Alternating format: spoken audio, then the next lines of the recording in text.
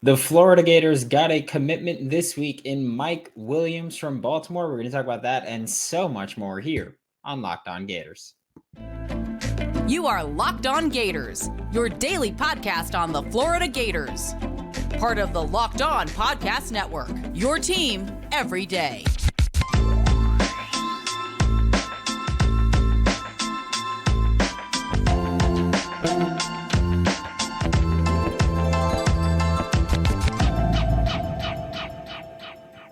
Hello and welcome back to another episode of Locked On Gators, part of the Locked On Podcast Network, your team every day. Thanks for making Locked On Gators your first listen of the day. We are available daily and free wherever you listen to podcasts. Happy Wednesday. I'm Brandon Olson. Find me on Twitter at WNS_Brandon. Find my written work with Whole Nine Sports, Giants Country, NFL 33. Today's episode of Locked On Gators is brought to you by Birddogs. Go to birddogs.com/LockedOnCollege. And when you enter promo code Locked On College, they'll throw in a free custom Birddogs Yeti-style tumbler with every order. And we're going to talk about Florida Gators baseball a little bit later, just a little bit later, because, kind of an important time for baseball. But right now, Mike Williams committed to the Florida Gators on Monday evening. We talked about that a little bit yesterday with Brandon Carroll. Of course, we recorded before he committed. It came out after he committed. But even on the show, we were like, yeah, we're pretty sure he's committing to the Florida Gators. He did commit to the Florida Gators on Monday evening. He was previously committed to the South Carolina Gamecocks, and then he decommitted. I know that there's some South Carolina fans and even some Gators fans that are like, oh, no, he didn't decommit. He was dropped. And there's other sides that are like, well, no, not really. It's that he wanted more money, and they said no. What is it really? Who's to say? Who's to say about that other than, the people actually involved? But it also led to a discussion when Mike Williams was leading up to his commitment. It was like pretty much after the visit, Florida Gators fans felt pretty good that Mike Williams was going to commit to the Florida Gators. And by felt pretty good about that, I mean that they felt pretty confident he would commit. Gator Nation on Twitter and in Discord servers and on message boards were just insufferable because it was, well, why would we want him? Look at his ranking. Look at this. He was dropped by South Carolina. Now he's going to be a Gator. And it was all those complaints. Here's the thing, and if you've listened to the show before, if you're an everydayer, you especially know, I don't care about his ranking. Ranking means nothing to me, or very little to me, I'll say. I don't want to say nothing. It means very little to me. Like Chauncey Bowens jumping 157 points immediately after flipping from Florida to Georgia, which in Rivals' defense, they had quite a few people jump 100 to 200 spots even. It's just the timing that is like, I think they timed it specifically after this commitment just so they can get Gators fans riled up. That's my theory on it. Not that they bumped him because he flipped from Florida to Georgia, but the reason that they chose to release the ranking right now is because of that. That's my theory of it. That's where I'm going with it. I'm not going with they bumped him because he left Florida. I'm going with they waited to bump him until he left Florida, but they knew he would. Anyway, Mike Williams, currently a 3-star commit. He is currently the lowest ranked Florida Gators commit on this 2024 class. He is the 98th offensive tackle in the country, according to 24/7. He's 1,326 nationally, according to the 24/7 composite there. Again, this just leads me to go, I don't really care about his ranking. And that's not me trying to cope, because if you listen to here, and like I said, if you're an everydayer, that's kind of how I feel just in general about these rankings. Like, they might be helpful, but long term, no. They matter when they commit, sure. But long term, it is not indicative of whether or not a player will find success. It is not indicative of whether or not a player will play a role for a team. It's not so much of that comes down to the evaluation beforehand. So much of that comes down to the development on campus. And so much of that comes down to whether or not the player is really willing to put in the work. What I will say, and I've said this before, Billy Napier's evaluation process is incredible. Like I've mentioned, and I've told the story before. And if you haven't heard it before, you're about to, and it's probably not going to be the last time you hear it, where Billy Napier doesn't write these 1, 2, or 3 sentence scouting reports that so many college coaches write about high school kids. Billy Napier writes full length, like NFL quality scouting reports on these kids. So Billy Napier is comfortable with his evaluation and comfortable with what the kid can be for him. That's kind of all I need. Like, we can say whatever we want about Billy Napier's scheme. You can say whatever you want about Billy Napier's, lack of aggression recruiting wise, whatever. You can't say Jack Diddley about his evaluation process. Okay, so Mike Williams, someone that can contribute to this team. Also, something that I've talked about incessantly, 6'7", 310 pounds is what Mike Williams is listed at according to 24/7. Okay. Rob Sale and Darnell Stapleton and Billy Napier have a type, and that type is big boys up on the offensive line. Okay. They want large human beings, 6'7", pretty damn large. Even if they're exaggerating a little bit and he's, 6'5.5", 6'6", that's still a pretty large individual. And so when you look at that, I'm like, okay, I'm comfortable with Rob Sale as an offensive line coach and developer. I'm comfortable with Darnell Stapleton as an offensive line coach and developer. I trust what these guys can do as far as developing players. And especially with Rob Sale, we've seen it time and time again. Look at the recent players that have gone from Louisiana to the NFL. Or actually, I'm going to pull it up right now with seeing which Louisiana players are in the NFL and which of those were Rob Sale offensive line guys. Because I feel like that's kind of super relevant here. Where I know a lot of people say recruits don't really care about that, but there are also a lot of recruits that do care about that. But you look at often of just players in the NFL from Louisiana, there's like 12 here. But you look at Robert Hunt, offensive line, was believe, second round pick in 2020. Robert Hunt's a Rob Sale recruited and developed offensive lineman. Max Mitchell, fourth round pick last year to the Jets, was a Rob Sale recruited and developed offensive lineman, except for his last season in Louisiana, where Rob Sale was with the New York Giants. Kevin Dotson, Rob Sale recruited and developed offensive lineman from Louisiana, fourth round pick in 2020. Steelers, I believe he's a starter this year or was a starter. Okay. Those are NFL quality offensive linemen. You look at Osiris Torrance, Rob Sale recruited and developed offensive lineman that was just an All-American and went to the NFL. Second round pick to the Bills. Okay. If you've got what it takes to get to the NFL, Rob Sale can get you there along the offensive line. So Mike Williams, like, you fit the physical profile that they're looking for. Now it's just a matter of putting it all together and becoming a legitimate contributor in the SEC. But I'm not going to sit here and cry and wah about his ranking. That's stupid to do. Okay, because we've seen them be wrong so many times. One of my favorite examples actually is I think it's 2019's recruiting class.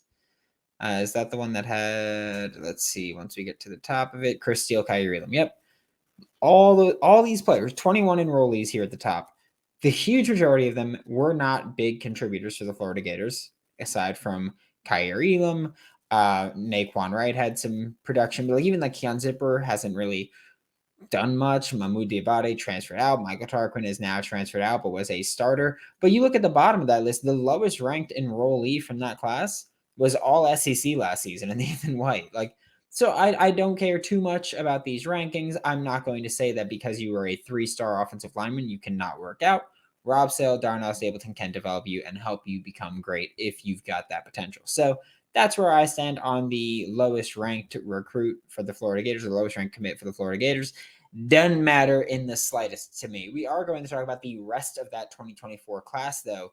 But first, today's episode of Locked On Gators is brought to you by Birddogs, the most comfortable shorts you're ever going to wear. Okay? And I wear shorts a lot. I'm the kind of person where if it's 50 and up, there's a chance I'm in shorts. So for me, bird dogs, comfortable, light when it is hot out, great to work out in. Went to like basketball on them the other day, went to lifting them the other day, went for a walk with them the other day, and I felt perfect the entire time. Just it was fantastic. You can go swimming in them, which I did a couple weeks ago. But thank you, Memorial Day weekend. Appreciate you. But you can do whatever you want in bird dogs. They're incredibly comfortable. And when you go to birddogs.com/lockedoncollege and enter promo code lockedoncollege, they will give you a free custom Bird Dogs Yeti style tumbler with every order. Thanks again for making Locked On Gators your first listen of the day. We are available daily and free wherever you listen to podcasts. And we're not going to go super in depth here, but we are still talking about like this is a Florida Gators recruiting class that you still have some needs to fill. Obviously, now you've got 8 commits here. It's been kind of up and down lately with the Florida Gators, but there are still some big needs. And for me, it's like pass catchers right away is the first thing that jumps out to mind because you've got DJ Lagway already. Like you need guys that are going to be contributors to his offense and to this offense under DJ Lagway. Like you need, I'm going to say at least 2 more wide receivers, which Florida's in pretty good shape for some. You've currently got Isaiah Williams committed. He's going to be thought of as more of like your slot guy. He's probably going to be thought of as the Eugene Wilson III from the 2023 class. Then you look at who else Florida's recruiting. Jeremiah Smith, Ohio State commit. We know Florida's pushing for him. Whether or not he flips at all, we'll see. But we know that Florida's in this, and this is one that we expect to be a down to the wire National Signing Day recruitment. Florida's not going to stop that. Caleb Odom. Now it looks like it's Florida and Alabama for Caleb Odom, who's I know thought of as like wide receiver tight end hybrid. I know that this coaching staff sees him as more of a wide receiver than a tight end, although they have been showing him film of how Kyle Pitts was used with Dan Mullen and the Florida Gators, and they've been like, hey, like we could use you like this, which, I mean, yes, Kyle Pitts, fantastic tight end, fantastic wide receiver if you wanted to be. So I think that with Caleb Odom, you could show that tape and you'd be like, look, we see you as a wide receiver. Kyle Pitts was used like a wide receiver frequently. And so you're looking at that. Jere Hawkins is someone who Florida's been gaining traction with. For Jere Hawkins, it's down to Florida and Penn State mostly. What'll he decide? Hopefully, Florida. Jere Hawkins is the player that we talked about yesterday with Brandon Carroll, and it was like, hey, this coaching staff sees Jere Hawkins as, Jalen Waddle, Kadarius Toney kind of player, and they want to use him like that. Like, essentially, a little bit of, again, we'll say modernizing, just for lack of a better term. Chance Robinson's a Miami commit that just visited this past weekend. It seems like it's Florida, Miami for Chance Robinson, although if I'm not mistaken, Chance Robinson also tweeted a gator, the U logo, and a lion. And that was like, that's what he tweeted. And I know Miami fans were pissed because they were like, how are you committed and you're releasing a top 3? Because he just did. Get over it. Welcome to 2023. And also Florida has Tawaski Abrams on campus this coming weekend, or at least scheduled to visit this coming weekend. Currently a Florida State commit. So hey, I'm cool. If you could take anybody from an in-state rival, I'm cool with it. Or if you want to go, out of state and take Jeremiah Smith from Ohio State, I'd be very happy with that. Also, tight ends. You need probably at least 2 more. You can count Tony Livingston as a 2023 kid, which I like to do that because he didn't get on campus until this past January. So basically a 2023 kid, even though he's part of the 2022 class officially. But Walter Matthews, Florida's trending up with him. It's Florida USC right now. He had a visit scheduled to Miami yesterday, which he canceled. Jonathan Eccles, a Tennessee commit. Florida's been pushing for him. Eric Carner, Florida's right now the favorite for him from Illinois. He's like the guy that I've said, if you only get one tight end, Eric Carner is the one that I want. Amir Jackson is going to be on campus, I believe, this weekend. He's got his visit scheduled, 6'5", 210, out of Georgia right now. He's thought of publicly as a Florida probability. Maybe Florida can actually lock in a commitment while someone's on campus this week. Offensive line, you always need to bring in at least 4 offensive linemen. Florida's in for a bunch of them. Even this weekend alone, Florida's got what? Let's see. 1, 2, four guys that are scheduled to visit campus this week that are offensive linemen. That's kind of been the trend. You've got to bring in some of these guys. You got Mike Williams on Monday. Fantastic. Get more. Build upon that is a big focal point here, especially because like Rob Sale, Darnell Stapleton, I've said it. Fantastic developers. Recruitment has been a bit of an issue so far. Locking in these big name recruits, like you've been hats on the table for a good chunk of them.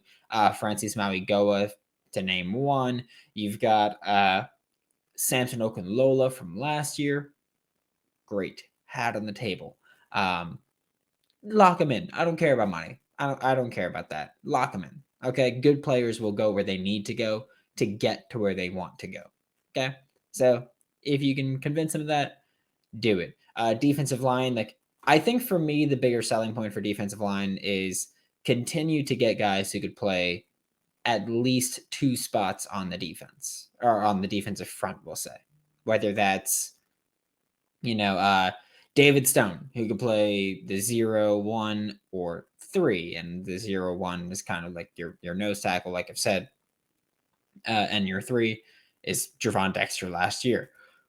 Whether that's playing the 3 and the 5, which is playing, what Javon played last year, or what Princely Umanmielen played last year.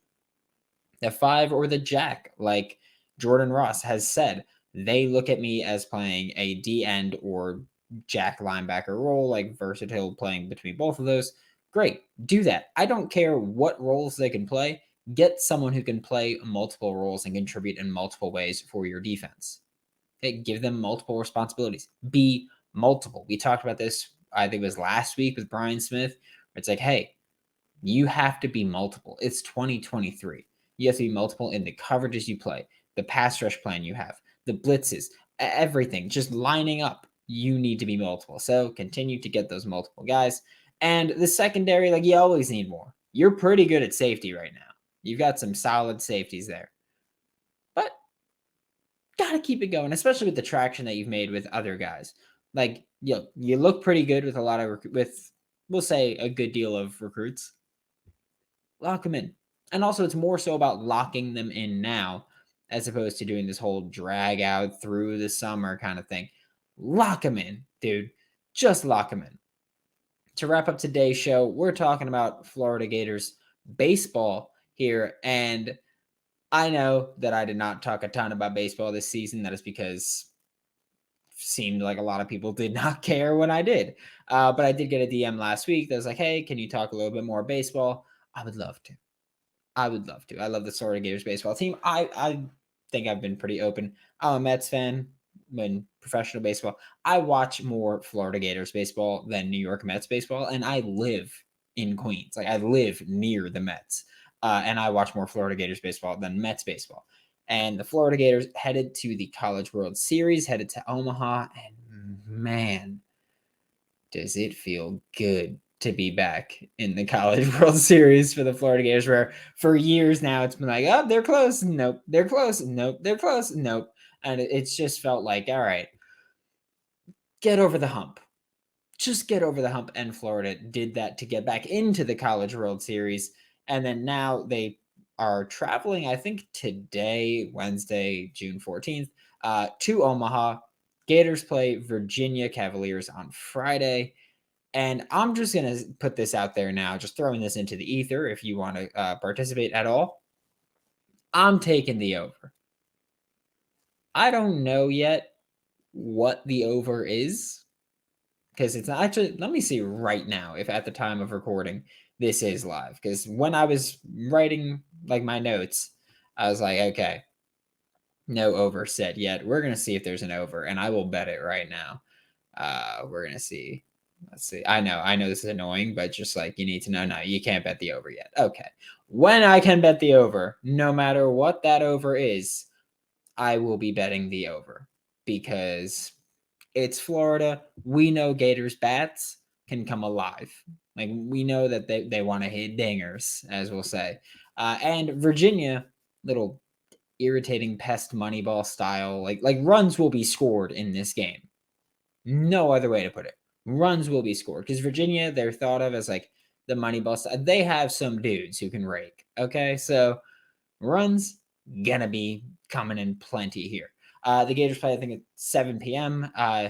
And win or lose, the Gators will play on Sunday. College World Series is double elimination. So they'll play on Sunday against either TCU or Oral Roberts. Oral Roberts, of course, a couple years ago, eliminated Florida from March Madness in basketball and have the potential to do it again. And TCU, my God. I don't know if you were paying attention to TCU Arkansas. My God, there was TCU dropped 20 on him at one point. It was just like it was insanely high scoring. It was incredible to see.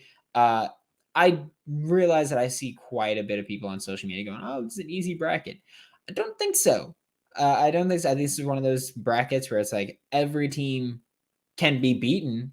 Like Florida should be favored against every one of these teams, obviously, but also do not sleep on any of these teams. If I had to rank like who's best, I'd say it goes Virginia, TCU, Oral Roberts, but Virginia and TCU are pretty close because TCU's bats can just come alive at any time. And Oral Roberts, I mean, beat Oregon there. So it's great for them. Bad for me. I had that in a parlay. I had Oregon to go, and Oregon, well, screwed it up. Thanks for that. I am curious to see what Sully's approach is going to be with the pitching staff just this weekend in general, or just throughout the College World Series in general, because, you know, you had times like Hurston Waldrop last week where he's going deep into the pitch count. I mean, dominant performance, but deep into the pitch count. I'm curious to see what Sully's plan is, because it's also possible. Let me pull this bracket up again, because it's also possible that you can see the Gators play Friday, Sunday, Tuesday, Wednesday, Thursday, if need be. And in that case, or in that point, you kind of have to make sure that you've got the right guys. So I'm curious to see what Sully's plan is going to be, where if a starter is dominating, do you still take him out to preserve him for later, or do you just let him go and preserve your bullpen? If a starter is struggling, do you let him try to work through this, or is this a scenario where you just can't let them do that and you go to the bullpen and you burn your bullpen early? Curious to see what exactly will happen. Will lead to shorter leashes, longer leashes? Because I feel like here, like I'm confident in the Gators bats. I know the Gators bats can get going. It's, for me, pitching. Will you show up with any sort of consistency if you're on this pitching staff? And how will Sully react to this? Because again, especially when you look at Virginia just gets on base a lot. If they get on base a lot, like, is that something where you just go, yeah, I don't care about the hits that are going up as long as the runs aren't piling up, or I don't care about how many sticky situations we find ourselves in as long as we're getting out of them. So I think for Friday, especially, like, you got to see how Sully handles with Virginia, unless, of course, they just don't get on base, but that's not Virginia's style. They're going to moneyball their way for you to death. So I'm curious about that. But also the most important question I have, how the heck is BT Raipel having the postseason he's been having, and he's still just like, yep, going into finance immediately after the College World Series? Drives me crazy. But also, I kind of get it, because riding high off this momentum, like, I feel like Gainesville is just going to give him a ton of credit, or really just Florida in general is going to give him a ton of business. So I kind of get it. I do. I kind of get it. Don't want to be like, oh yeah, I'm going pro and missing this opportunity and burning the momentum. I get it. It drives me up a wall because I think he can play pro, but I get it. Thanks for making Locked On Gators your first listen of the day every day. We are available daily and free wherever you listen to the podcast. We'll be back tomorrow. We got Brian Smith joining to talk recruiting, official visits this weekend. He should be here Friday as well. For Locked On Gators, I'm Brandon Olson. Don't forget to follow me on Twitter at WNS_Brandon. Find all my written work with Whole Nine Sports, Giants Country, NFL 33, and I'll see you all tomorrow.